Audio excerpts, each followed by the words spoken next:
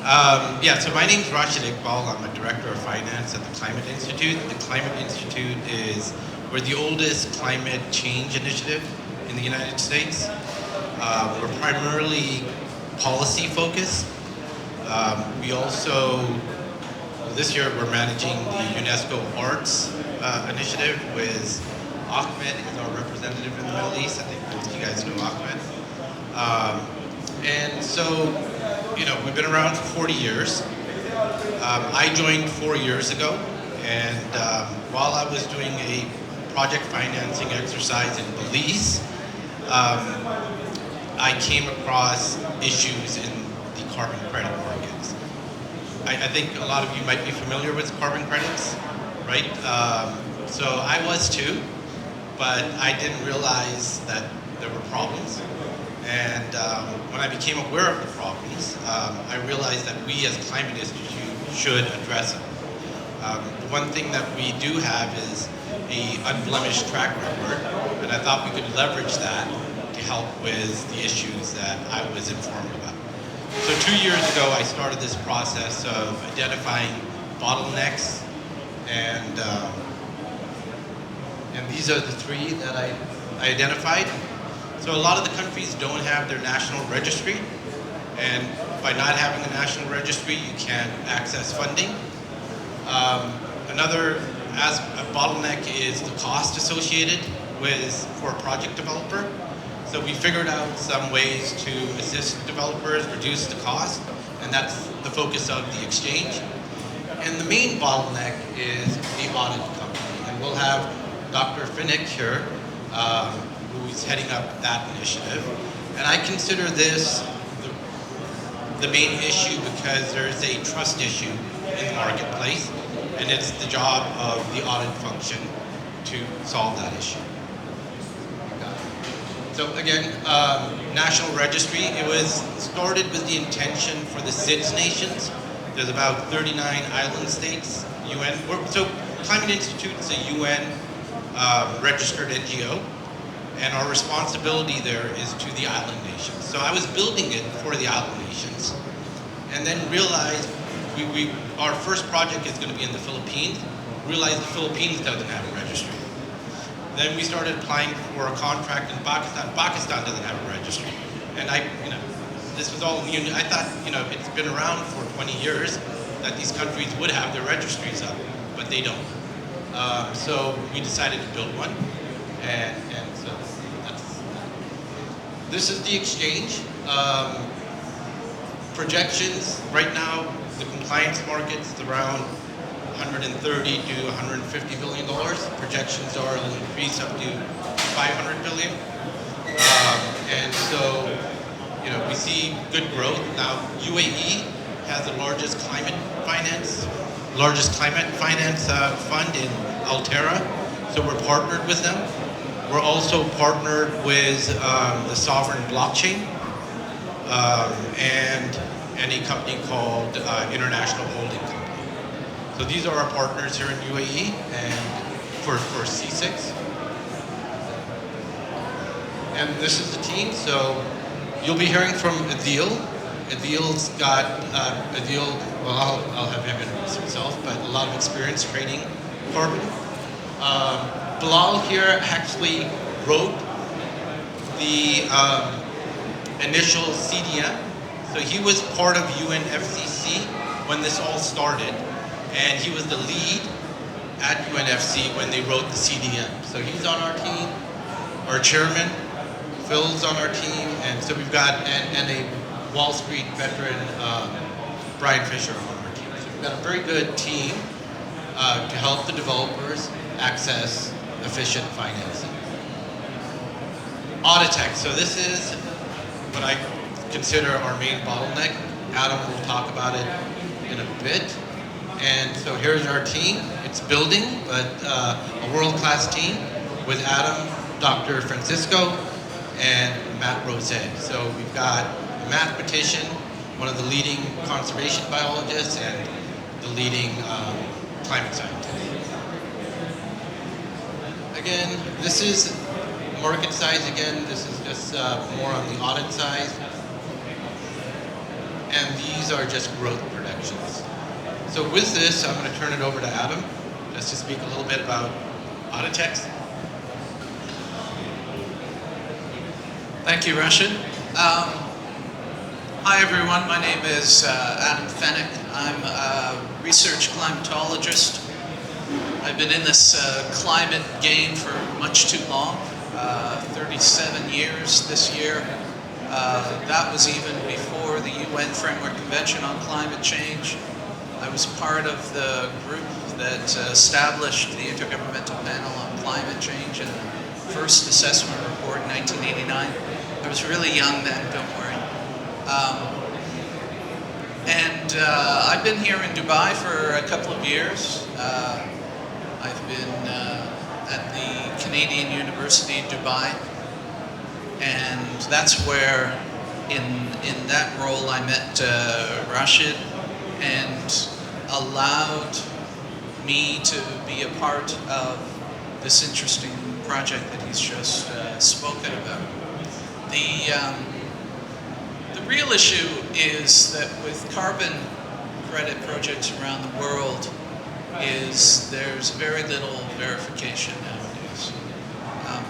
Independent audits of carbon credit projects show as high as a 90% questionable rate. And, that's not all complete fraud, but certainly there is concern that we really can't know whether or not, when we want to offset our carbon emissions, that these carbon credit projects are real and being sustained. For example, in Canada, every year there's 120 million hectares of forest get burned by forest fires. If you had a particular project there sequestering your carbon, you'd want to make sure that it's not going up in smoke and re-releasing your carbon back into the atmosphere. So carbon credit projects are usually in three main categories.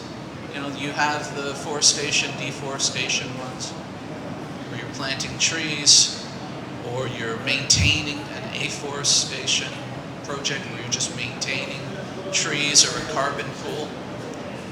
The second are blue carbon, where you're looking at the interface with near shore of the ocean, with mangroves or seagrasses. And the third is renewable energy projects, so when you're introducing a wind turbine farm or a solar array. And so the idea is, how do you make sure that you can keep track of how much carbon is being sequestered? And from start to finish. And so that's where blockchain technology gets introduced.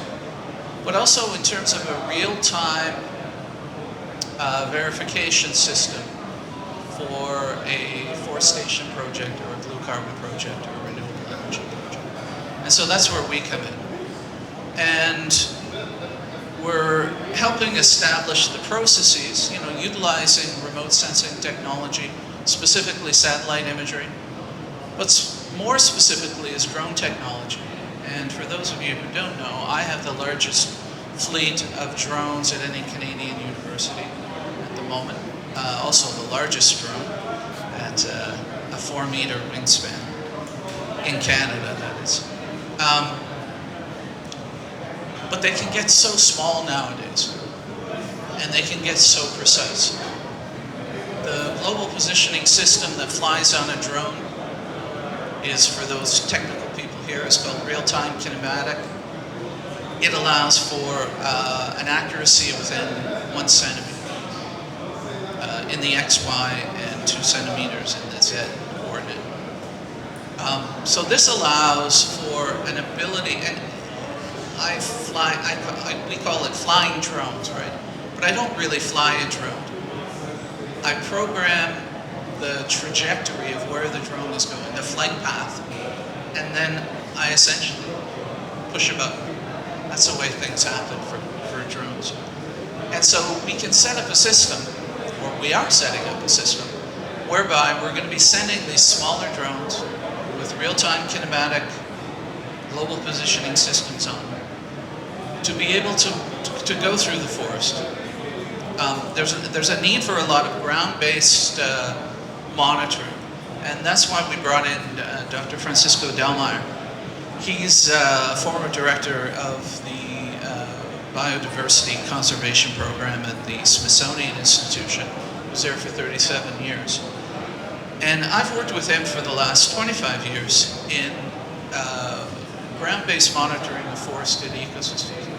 Not just the trees themselves, but the ground cover vegetation going into the soil to see where the carbon goes.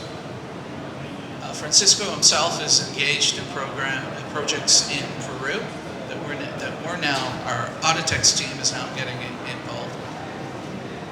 But we're also looking at programs or forestation programs in the Philippines, blue carbon projects in Mauritius and the Seychelles, and renewable energy projects in all around the world, but some of them in Vietnam and other places.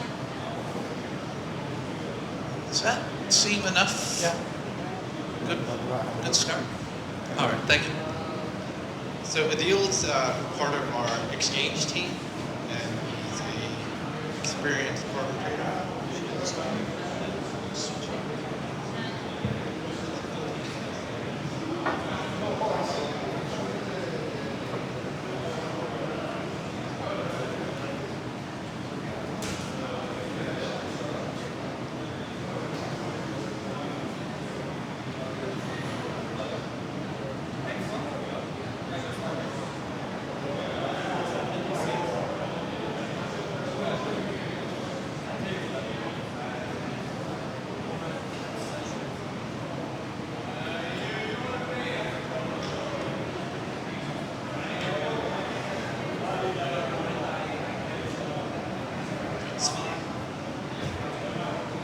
Okay, fantastic.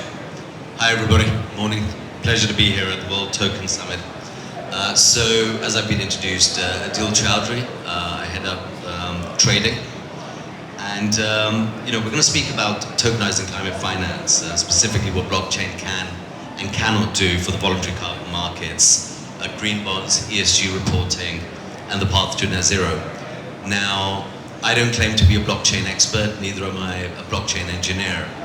My perspective is purely from carbon markets and climate finance perspective.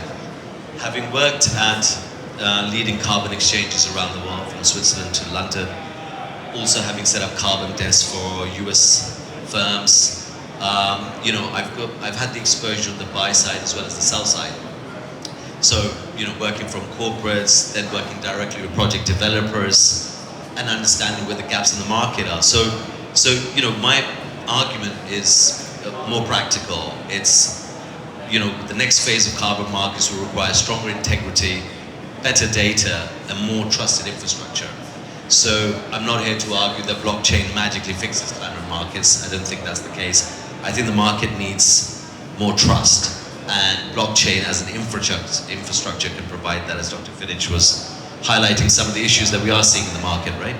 So let me start with my core thesis.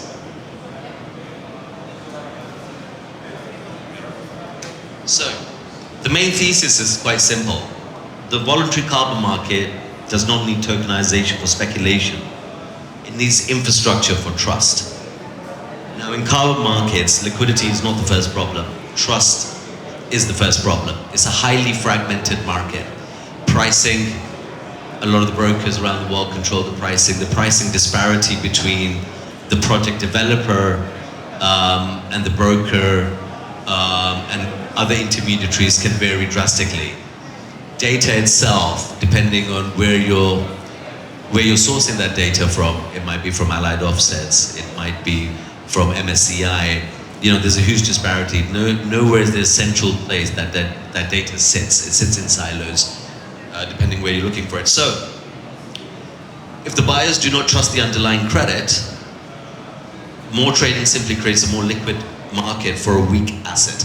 So the sequence matters here. First, integrity. Credits need to be real, additional, durable, and conservatively quantified. Second, transparency here. Buyers need to see the data behind the credit. Now third, liquidity. Markets can trade efficiently because the asset is trusted. And that allows finally for scaling. Capital can move into credible climate outcomes as long as the asset is actually trusted. So this is a role that I see for blockchain, not as a substitute for integrity, but as an infrastructure that can make integrity easier to prove and audit and report. Now, to understand why that matters, we need to look at the VCM, the state of it in the last few years and where it is today. So, we had a nice, some of you might remember, but I was certainly there, seeing the highs of the VCM market between 2020 and 2022. It was at this stage, the market cap went to about 1.9 billion.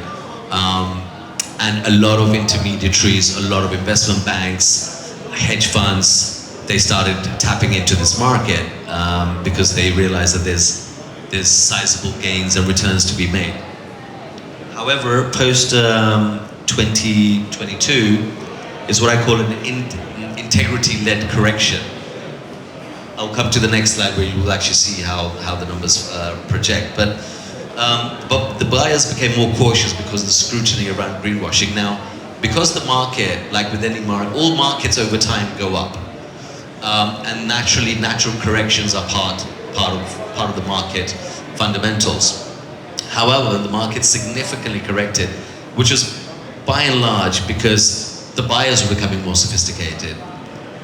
You know, they became more cautious because of questions about additionality, inflated baselines, over-crediting in some of the project types. But the demand didn't disappear. What changed was the buyer behavior. Now, buyers are asking better questions. Which project, with which methodology, which vintage, and what risk ratings do they come with? They're also asking, is it avoidance, is it removal? What can I make? Is there any risk of double counting? Now, that's a healthy market because now you're asking some serious questions in the market, which is a sign of the market actually maturing.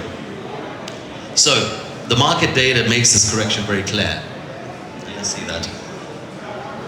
Now, if you see behind me, what you see here between 2022 and 2023, you know, the market cap went from 1.9 billion to 723 million, so less than about 62%. This was reported by EcoSpace Marketplace, and the volume itself fell from 254 million tons to about 111 million tons between 2022 and 2023. Now, in 2024, you had about 65 million tons of forward offtakes taken by corporates. In 2025, in the first half of 2025, that actually number went up to 75 million tons, out of which 48 million tons were just on nature-based removals. So the volume has picked up, and at the moment, as of the end of 2025, the market cap is back up to 1.9 billion. Now, and also one of the metrics that one does have to look at is issuance versus retirements. So in 2024, you know, there were roughly 300 to 320 million credits issued versus about 180 to 200 million credits retired.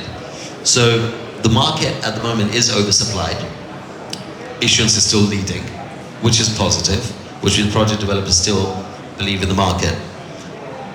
So the market has been bifurcating. Now, lower quality or generic supply remained under pressure. High integrity, better documented credits began to command a clearer premium. So if you look at the average price of a forward offtake in nature-based removals in the first half of 2025, you're looking at a price point of about $50. Now that is significantly high from previous market records. Therefore, that price point which corporates are willing to buy has to come with a certain guarantee, which is the integrity of the credit. The credits cannot be over-credited. You know, the MRVs, how good are their baseline assumptions, etc., etc. So, you know, from here, you know, we can understand that the average carbon price is becoming less useful. The real market signal is quality dispersion. The market is not just buying tons anymore, is buying evidence, durability, credibility, and claims confidence. So the next question is what this means for supply, demand, and liquidity.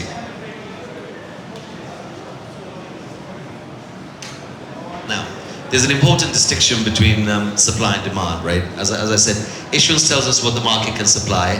Retirements tell us what buyers are actually using for their climate claims. And in recent years, generally issuance has far exceeded retirements. The market is oversupplied, as I just said. Now, we also need to separate the primary and the secondary activity. The primary activity is where the capital actually reaches the projects, so from forward purchases, off-takes, and prepayments. And the secondary market supports liquidity, price discovery, but it depends on trust. In a mature commodity market, liquidity is a sign of efficiency. Today's VCM, liquidity only scales if the underlying credit is trusted, which I keep repeating here. Now, tokenization should not detach credits from real-world integrity. It should make that integrity easier to verify, which is where I see the whole role of blockchain in the VCM markets. Now, that distinction becomes even more important where we separate avoidance from removals. So, as you see here, avoidance credits, I think Dr. Fenech touched on that as well. And there's great examples, solar, wind, methane extraction, methane avoidance, energy efficiency, cook stoves. These are all examples of avoidance credits. Removal credits, as said, planting trees, replanting trees, mangroves, blue carbon. These are all examples of removal credits. Now, and again, biochar, etc. These are all examples of actually removing carbon from the atmosphere, or at least 1 ton of carbon per credit. So, the key message here is not that one category is always good and the other is always bad. The key message is that they are not interchangeable. The claims attached to each must be different, must be quantified, must be traceable.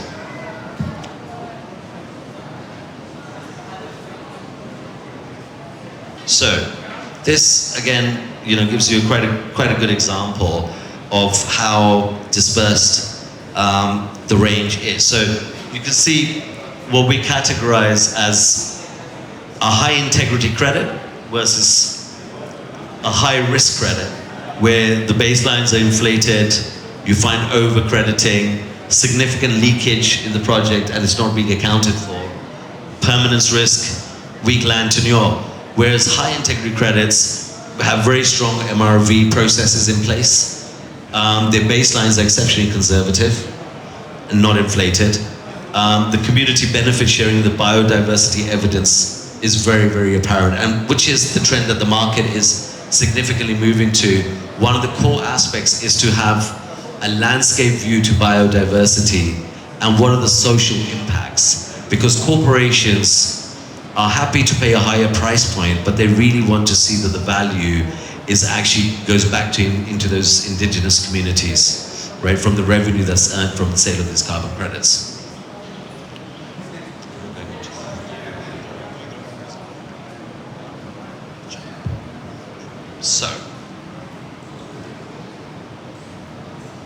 So I think, ultimately what we want to stem to is, I did want to just quickly touch on Article 6. This is the closest that we're getting to a compliance credit in the voluntary carbon markets. Some of you might be aware of Article 6.2 and 6.4, where now, buyers are asking, because these are bilateral trades between sovereign countries. So buyers are now asking, are these credits, do they have letter of authorization from the host government? Are these credits insured? Does it avoid, do they have corresponding adjustments? Do they avoid double counting, etc., etc.? So again, the argument for blockchain becomes even more pertinent as an infrastructure. So where does blockchain add value? I think we want to just finish up on that. So first, its value obviously is traceability. following the credit from issues through to transfer to retirement. Second, data provenance, linking MRV evidence to timestamp records so auditors can see where that data came from is absolutely essential. Third, interoperability, connecting registries, MRV providers, ratings, exchanges, and ESG systems. And fourth, the claims metadata, showing whether a credit is retired, authorized, adjusted, and suitable for a specific claim. And fifth, which the market needs, a lot of the trades happen OTC, is actually smart contracts, automating settlement, retirements, benefit sharing, and other defined rules. Blockchain can make integrity more visible. It cannot create integrity where the underlying credit is weak.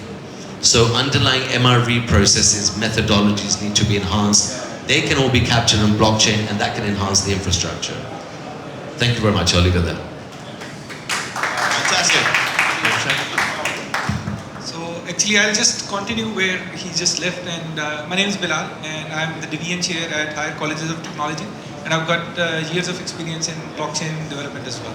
So I'll actually continue where Adeel was stressing on the usage of blockchain and how actually it can't resolve certain things. And if you guys have been buying tokens or selling tokens on any chain, so that's where we are actually not planning to deploy any token anytime soon. Rather, we are building an infrastructure on chain to show you all this transparency and all these 5 stages which Adeel has mentioned. So at the end of the day, if on chain you have all of these evidences for a project, that gives you the real credibility instead of just thinking or forecasting about a token and just thinking about it in a vague manner and based on promises. So that's where our main goal is, to have everything on chain, starting from ADNOC or any other company issuing carbon credits in form of real money, and that it lands to the farmer's pocket. So we are discussing about on-ramping and off-ramping from chain, and actual farmers getting benefit out of this. And then all of these things are going to be present on chain, where we are planning to most probably use ADI chain, which is one of the best chains over here in UAE. So I think this wraps up our discussion. Wonderful. Is that everything?